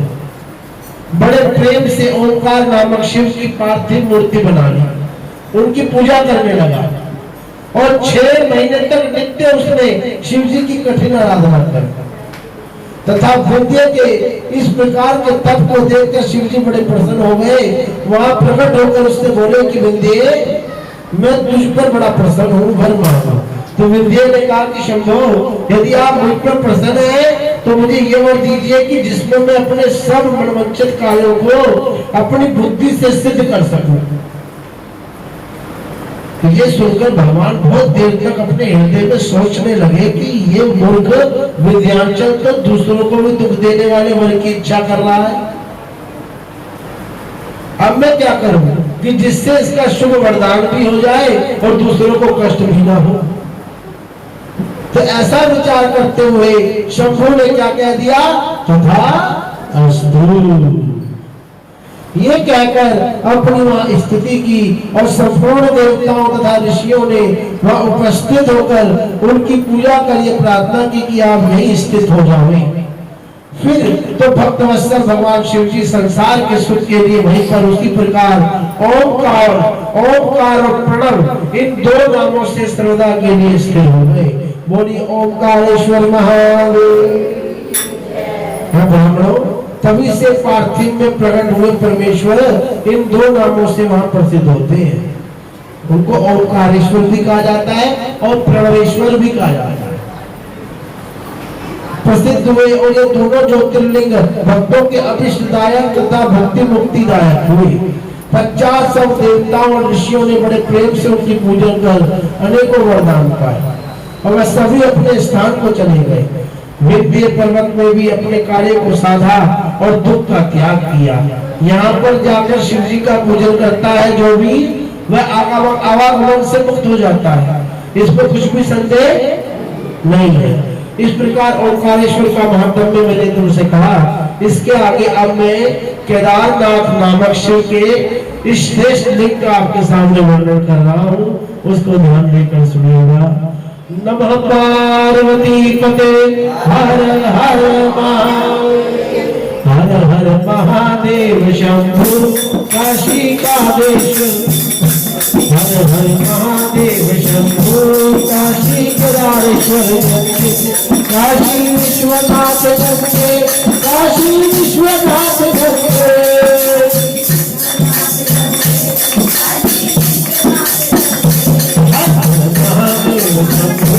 काशी विश्वनाथ, हर हर महादेव शंभु काशी विश्वनाथ गंगे, हर हर महादेव काशी विश्वनाथ गंगे, हर हर महादेव काशी विश्वनाथ गंगे, हर हर महादेव काशी विश्वनाथ गंगे, हर हर शंभो काशी विश्वनाथ गंगे। नमः पार्वती पते हर हर महादेव।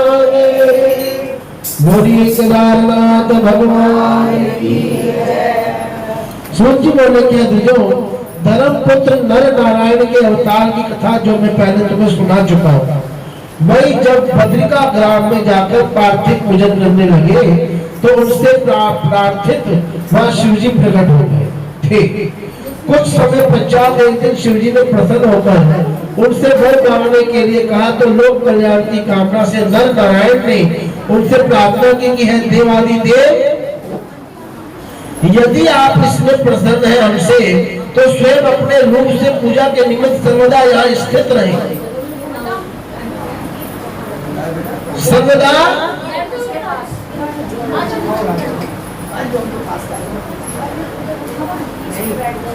सर्वदा यहाँ स्थित रहे। तब उन दोनों के ऐसे कहने पर हिमाचल केदार नामक साक्षात महेश्वर ज्योतिर्स्वरूप वहां स्वयं स्थित हुए।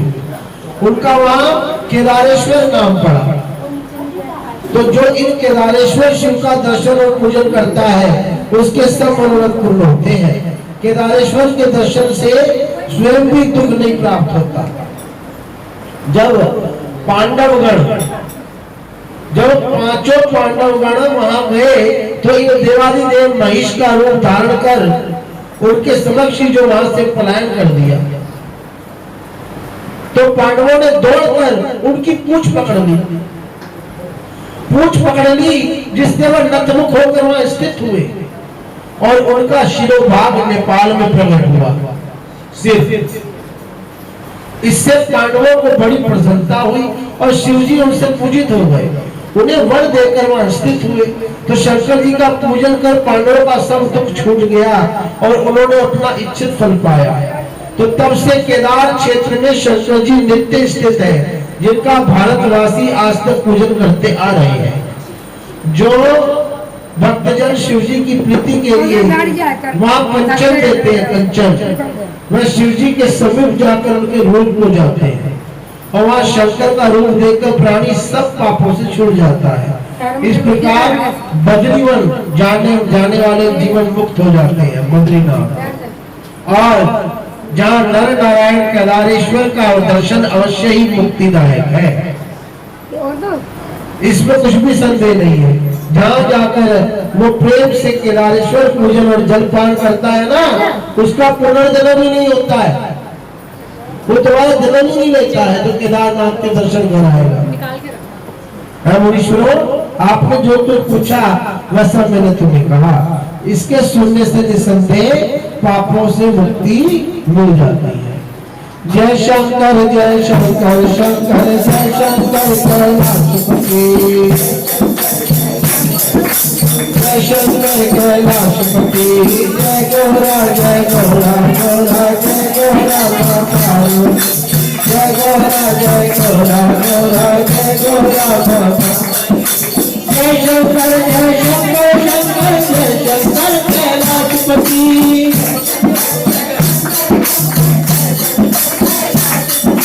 जय गौरा जय गौरा माँ पार्वती जय गौरा पार्वती नमः पार्वती पते हर हर महादेव। सूची बोले ज्योतिर्लिंग मठिया में भीमासुर द्वारा उपद्रव कहता हूँ, जो कि महाराष्ट्र में स्थित है। भगवान भीमाशंकर भगवान जिसके श्रवण मात्र से मनुष्य की सब इच्छाएं पूर्ण होती है। काम रूप देश में लोगों की कामना के लिए कल्याण एवं सुख के देने वाले शिव जी स्वयं प्रकट हुए। मुनीश्वरों, जिस कारण शंकर ने यहाँ अवतार लिया है वह तुम्हें सादर पूर्वक कहता हूँ, सुनिएगा। है ब्राह्मणों, बहुत समय पहले भीम नामक एक बहुत बड़ा वीर राक्षस था, जो कि सब प्राणियों को दुख देने वाला और धर्म का नाश करने वाला था। और वह कुंभकर्ण से कर्कटी नामक राक्षसी से उत्पन्न हुआ था और अपनी माता के समान पर्वत आकार कर रहा था और पर्वत पर रहता था। एक समय जब उसने अपनी माता से अपने पिता का नाम और निवास आदि का परिचय पूछा तो उसने कहा कि तेरा पिता रावण का भाई कुंभकर्ण था। क्या नाम था उसके पुत्र का? भीमा। तो जिसे रामचंद्र ने मार डाला था। परंतु मैंने अभी तक लंका नहीं देखा है, क्योंकि तेरा पिता कुंभकर्ण यही पर्वत पर मुझे मिला था और उसके द्वारा मैं उसे तुझे उत्पन्न कर यहाँ ही रह गई और वह मुझे लंका नहीं ले गया। मेरा पिता कर्कट और मेरी माता पुष्कसी है। जब मेरे प्रिय पति को रामचंद्र ने मार डाला तब मैं यही अपने माता पिता के पास रहने लगी। फिर मेरे माता पिता को एक ऋषि ने अपने तप के तीव्र प्रभाव से भस्म कर दिया। उस ऋषि का नाम था अगस्त्य। एक समय जब मेरे पिता उनको खाने गए तो उन्होंने उसे भस्म कर दिया। तब से मैं दुखिता अकेली यहाँ रहती हूँ।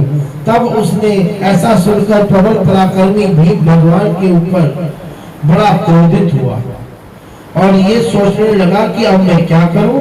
रामचंद्र ने तो मेरे पिता और नानी तथा माता पिता और विराट को भी मारकर हमको अत्यंत दुख में डाल दिया है। परंतु मैं भी ये निश्चय करता हूँ कि यदि मैं कुंभकर्ण से उत्पन्न हुआ हूं तो मैं भी हरि को अवश्य पीड़ा दूंगा। ऐसा विचार कर वह भीमदत्त ब्रह्मा जी को प्रसन्न करने के लिए परम तप करने चला गया और उसने 1000 वर्ष तक उसने बहुत कठिन तप किया। उसके तेज से देवता व्याकुल हो गए, ब्रह्मा जी की शरण में गए, अनेक स्तोत्रों से उन्हें प्रसन्न कर अपना दुख निवेदन किया और कहा कि ये राक्षस को जो मांगेगा मांगता है वह वर देकर उसे रोक दीजिए, जिससे हम सब उसके प्रचंड तेज से तो नाश न हो।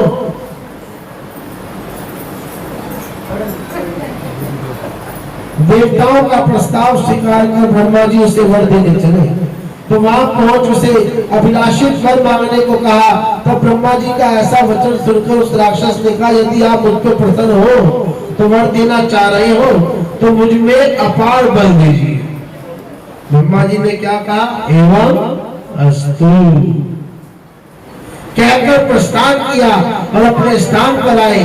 तो ब्रह्मा जी का बल पाकर वह राक्षस हर्ष से अपने घर गया, माता को प्रणाम किया, गर्व सहित कह सुनाया कि अब देखना माता मैं क्या निर्णय करता हूँ।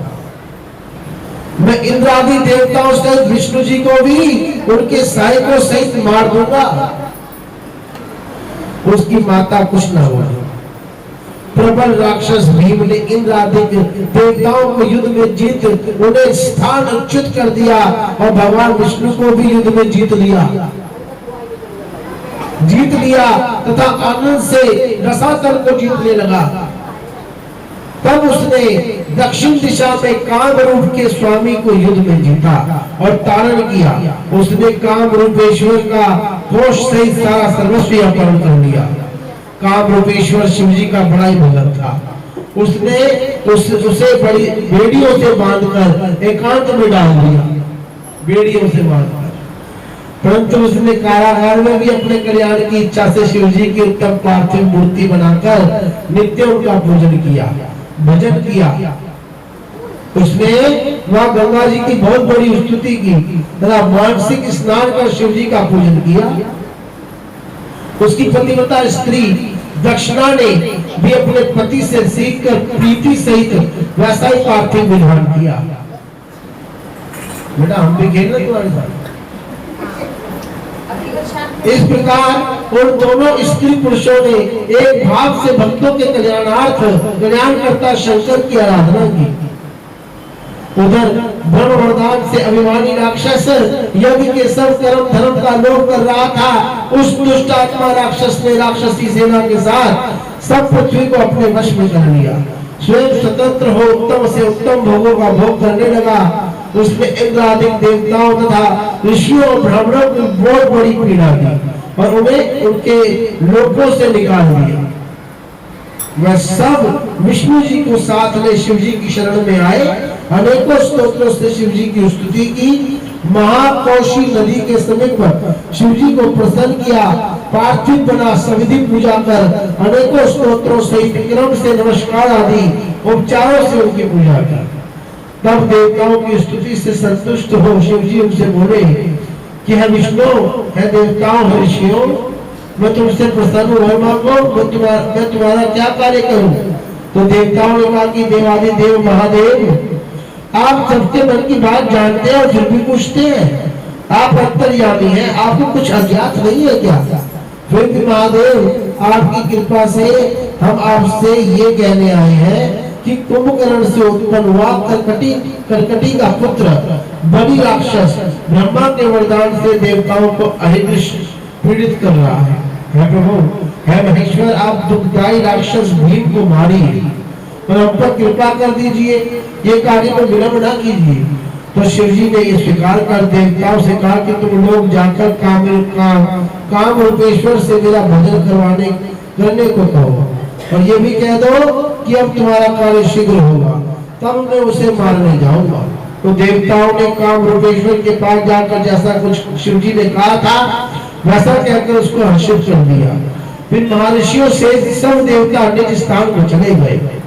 तो सूर्य जी बोले, जब शिव जी अपने गणों को साथ ले वहां गए जहां महाबली काम रूपेश्वर पार्थिव लिंग के आश्रित ध्यान मग्न था, वहां सब कार्य करने के लिए स्वतंत्र कर दिया। फिर तो किसी ने जाकर राक्षस से निवेदन कर दिया कि राजा तुम्हारे लिए मारण का प्रयोग कर रहा है। ये सोचते हुए राक्षस अत्यंत क्रोधित हो हाथ में तलवार ले राजा को मारने गया। वहां जाकर उसने राजा के सब उस विधान को देखा। उसने कहा मैं इसे बलात्कार से मारूंगा। पश्चात वह राजा से बोला कि ये दुष्ट आत्मा तू ये क्या कर रहा है? सत्य सत्य कह दे, अन्यथा मैं तुझे अभी मार डालूंगा। तो काम रूपेश्वर शिव में पूर्ण विश्वास था। उसने अपने मन में तत्काल विचारा कि जो होगा सो होगा, उस होने को कोई टाल नहीं सकता। तब कुछ प्रारब्ध के अधीन है, शिव ही प्रारब्ध है, वह ही दयालु शिव जी इस पार्थिव लिंग में निश्चय ही उपस्थित है। तब क्या वह मेरे लिए कुछ न करेंगे? फिर वह राक्षस क्या है?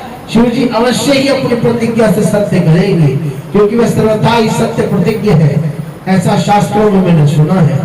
जो उनके भक्तों को कष्ट पहुंचाता है वह उस दुष्ट को जरूर मार दे। तो इस विश्वास को हृदय में धारण किए राजा ने मन ही मन को भक्ति पूर्वक धैर्य पूर्वक शंकर भगवान की प्रार्थना की और कहा कि देवादिदेव महाराज, शिव जी मैं आपका बहुत बड़ा दास हूँ, मेरी रक्षा कीजिए। ऐसा मन में ध्यान कर राजा ने उस राक्षस का तिरस्कार करते हुए कहा कि राक्षस रंग, तू मुझे क्या भय दिखला रहा है? मैं चराचर के स्वामी निर्वकार शिव देव को भजता हूँ जो अपने भक्तों के पालन करता है। फिर तो तू उस काम रूपेश्वर राजा का वचन सुन राक्षस भीम क्रोध से कंपित हो गया और बोला, मैं तेरे शिव को जानता हूँ, वह मेरा कुछ नहीं बिगाड़ सकता। जिसको तेरे पिता के भाई रावण ने दास के समान बना रखा था, तू उसी के बल पर क्या जीतना चाह रहा है? तेरा शिव रहता कहाँ है? मैं तो यहाँ उसे कहीं भी नहीं देख रहा, परंतु मैं तुझे देख रहा हूँ और मेरे देखते हुए तू पूजन नहीं कर पाएगा। तू शिव के रूप को छोड़ मेरी पूजा कर, अन्यथा तुझे बड़ा दंड दूंगा।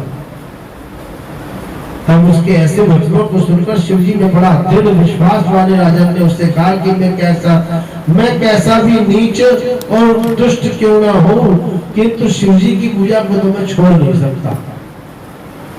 मेरा स्वामी सर्वोच्च है, वह मुझे कदापि नहीं त्यागेगा। तब इस प्रकार उस शिव राजा का वचन सुन भीम ने कहा, तू शिव की मुझसे क्या प्रशंसा कर रहा है, जो कि पागलों सा रूप, नित्य भीख मांगने वाला और फिर अपनी आकृति को क्या जानेगा? भक्तों का पालन करना योगियों की शक्ति के बाहर है। ऐसा विचार कर तू शिव से विरुद्ध हो जा और मैं उनसे युद्ध करूंगा। राक्षस भीम के ऐसा कहने पर शिव के दृढ़व्रती राजा ने निर्भयता से उसे ये उत्तर दिया कि है दुष्ट आत्मा, मैं ऐसा नहीं कर सकता, परंतु तू शक्तिमान है, इसलिए तू ऐसा तू कर सकता है। तो सूर्य जी कहते हैं कि राजा की ऐसी बात सुनकर उस राक्षस ने अपनी पैनी तलवार उठाकर उस पर प्रहार करना आरंभ कर दिया, परंतु उसकी तलवार पार्थिव लिंग तक पहुंची भी नहीं थी। पार्थिव लिंग के ऊपर तलवार चलाने लगा और पार्थिव लिंग तक उसकी तलवार पहुंची भी नहीं थी कि उस पार्थिव लिंग से भगवान साक्षात प्रकट हो गए, और उन्होंने अपने को भीमेश्वर नाम से घोषित करते हुए उस राक्षस से भक्त रक्षा के लिए अपने प्रण को कहते हुए अपना पिनाक उठाकर उसकी तलवार को दो टुकड़े कर दिए। फिर तो उस राक्षस ने उनके ऊपर त्रिशूल फेंका, जिससे शिव जी ने काट कर उसके 100 टुकड़े कर दिए। तब उस दैत्य शंभू के ऊपर अपनी शक्ति भी चलाई, तो शिव जी ने अपने बाणों से शीघ्र उसके लाखों टुकड़े कर दिए। फिर उसने उन महादेव जी पर अपने पारिक अस्त्र का प्रहार किया। शिव जी ने छद्मात्र में उसे तिलक के समान खंड कर दिया। उसके पश्चात शिव जी के गणों तथा राक्षसों का बड़ा ही भयंकर युद्ध आरंभ हुआ, जिससे पृथ्वी व्याकुल हो गई। पर्वत के पर्वत गिर गिर कर सातों समुद्र मुद्रित हो गए।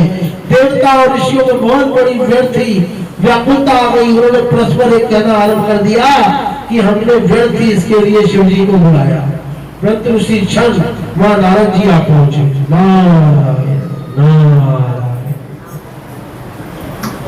और उन्होंने हाथ जोड़कर सिर झुकाकर दुख दूर करने वाले शिव जी की प्रार्थना की। नारद जी ने कहा कि नाथ आप क्षमा कीजिए, एक तृण पर क्या कुठार का प्रयोग होता है, आप इसे शीघ्र मारिए। फिर तो नारद जी के ऐसे प्रार्थना करने पर शिव जी ने अपनी एक ही हुंकार से उन समस्त राक्षसों को भस्म कर दिया।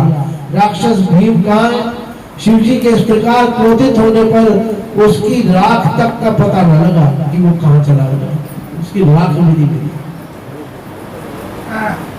तो शिव जी की कृपा से इंद्र आदि सब देवताओं और मुनियों को शांति प्राप्त हुई, सारा संसार स्वस्थ हुआ।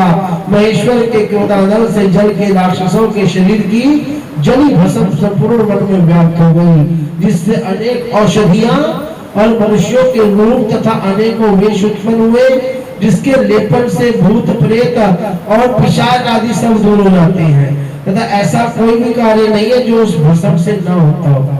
पश्चात में उपस्थित देवताओं और मुनियों ने शिव जी से वहां निवास करने की प्रार्थना की और वह लोक कल्याण की दृष्टि से वहां भीमा शंकर नाम ज्योतिर्लिंग से उपस्थित हुए, जो सब आपत्तियों का निवारण करने वाला तथा परम पूज्य है।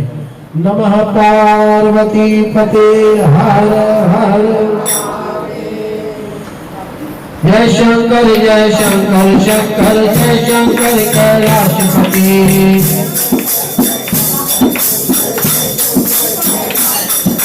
जय गोरा गोरा जय गोरा मां पार्वती।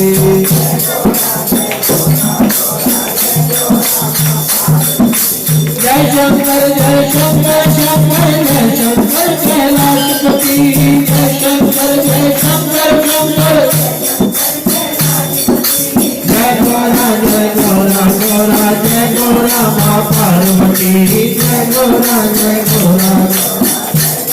माँ पार्वती हाँ जय गौरा गौरा जय गौरा माँ पार्वती जय गौरा माँ पार्वती जय शंकर जय शंकर शंकर जय शंकर जय शंकर जय गौरा गौरा जय गौरा माँ पार्वती जय गौरा माँ पार्वती जय गौरा गौरा जय गौरा माँ पार्वती नमः पार्वती पते हर हर भगवान के बिहारी लाल की बोलो शंकर भगवान की ये धोखे शाम के धोखे ये धोखे ये धोखे मैंने दिल पे कन्हैया धोखे बाज निकला कन्हैया धोखे बाज निकला दोनों हाथ से ताली बजाइए सबने ये धोखे शाम के धोखे ये धोखे शाम के मैंने दिल पे कन्हैया धोखे बाज निकला कन्हैया धोखे बाज निकला मेरे शाम कन्हैया धोखे बाज निकला कन्हैया धोखे बाज परसों की कहीं परसों की कहीं परसों की अब खबर नहीं परसों की कन्हैया बाज निकला कन्हैया धोखे बाज निकला मेरे शाम कन्हैया धोखे बाज निकला कन्हैया धोखे बाज निकला ओ ये धोखे शाम के धोखे ये धोखे ये मेरे दिल पे कन्हैया धोखे बाज निकला कन्हैया बाज निकला ये शाम कन्हैया कन्हैया अरे हम किन संग खेले होली हम किन संग हम किन संग खेले होली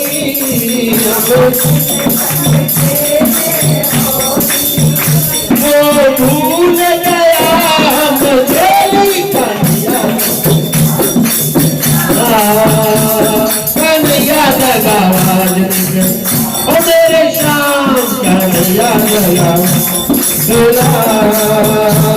कन्हैया हाँ ये धोखे शाम के धोखे शाम के मेरे दिल से कन्हैया धोखे बाज निकला कन्हैया मैंने गाना संग प्रीत लगाई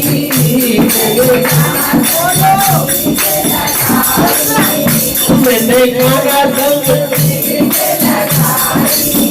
मैंने गाना संग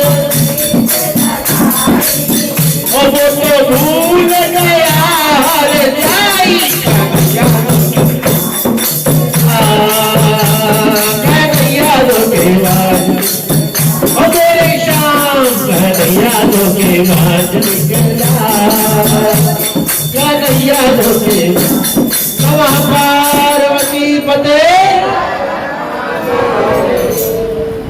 ओ शंकर भगवान की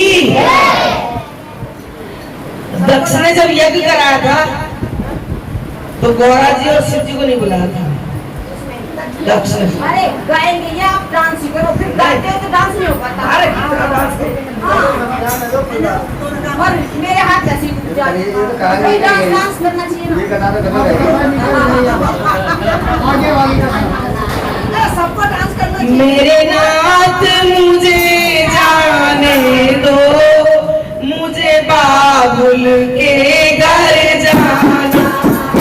मेरे नाथ मुझे जाने दो, मुझे बाबुल के घर जाना। तो मेरे नाथ मुझे तुम जाने दो, मुझे बाबुल के मेरे नाथ मुझे तुम जाने दो, मुझे बाबुल मेरे पिता ने यज्ञ रचाया है,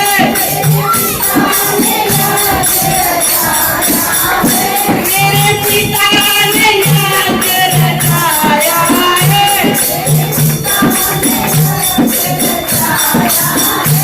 अरे हमको नहीं बुलाया है, अरे हमको नहीं बुलाया है, अरे हमको नहीं बुलाया है, तो मैंने भी अब ये ठाना है, मुझे बाबुल के घर जाना है। मैंने भी अब ये ठाना है, मुझे बाबुल के घर जाना है। मेरे नाथ मुझे अब जाने दो, मुझे बाबुल के